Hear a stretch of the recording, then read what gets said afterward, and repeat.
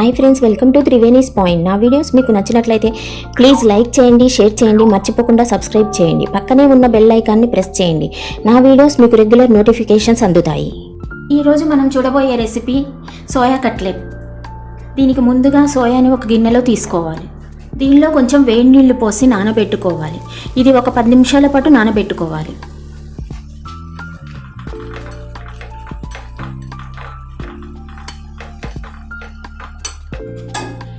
ఇప్పుడు వీటిని మనం పిండి ఒక మిక్సీ జార్లో వేసుకోవాలి.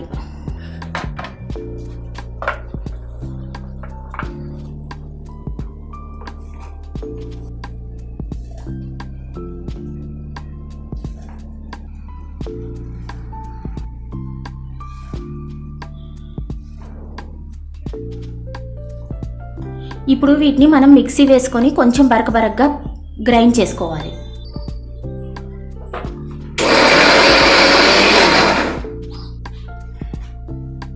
మనం ఈ విధంగా మీల్ మేకర్ను మిక్సీ వేసుకోవాలి.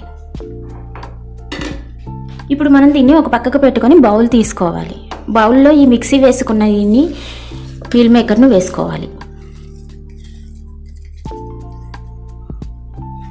దీనిలో ఉడకబెట్టి స్మాష్ చేసుకున్న ఆలు వేసుకోవాలి. ఇప్పుడు దీనిలో కొంచెం కారం, కొంచెం ఉప్పు, కొంచెం పసుపు, కొంచెం గరం మసాలా పౌడర్, కొంచెం కార్న్ఫ్లోర్, కట్ చేసి పెట్టుకున్న ఆనియన్స్, కట్ చేసి పెట్టుకున్న పచ్చిమిరపకాయలు, అలాగే కట్ చేసి పెట్టుకున్న అల్లం వెల్లుల్లి వేసుకోవాలి.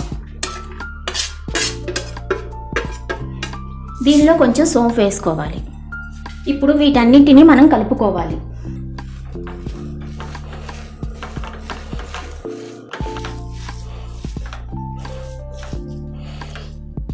ఇప్పుడు వీటిని మనం కట్లెట్ లాగా చేసుకోవాలి.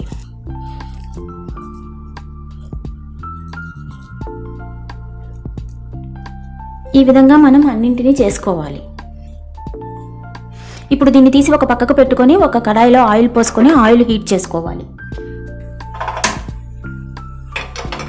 ఇప్పుడు దీనిలో డీప్ ఫ్రైకి సరిపడా ఆయిల్ వేసుకోవాలి.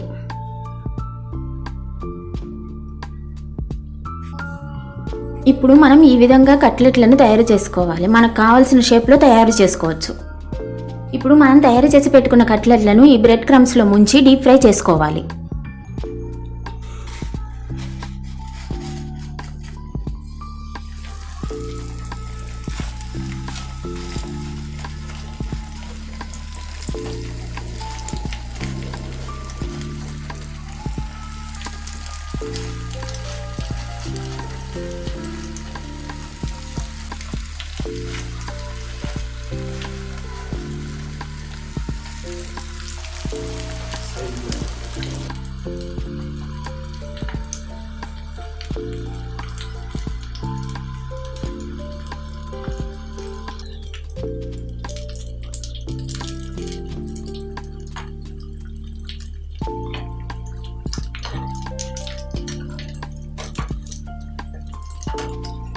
ఇప్పుడు ఈ విధంగా రోస్ట్ అయిన వాటిని మనం ఒక ప్లేట్లోకి తీసుకోవాలి.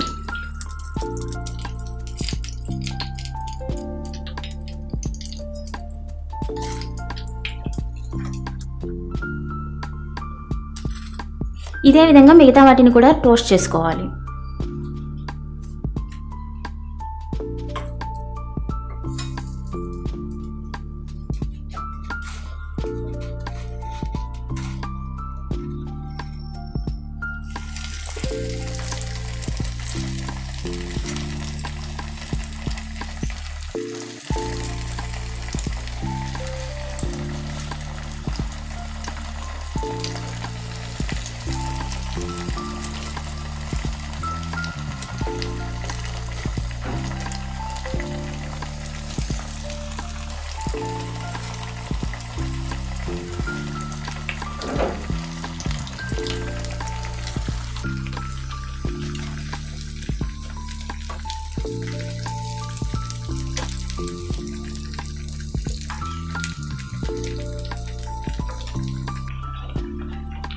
ఇప్పుడు వీటిని కూడా మనం ప్లేట్లోకి తీసుకోవాలి.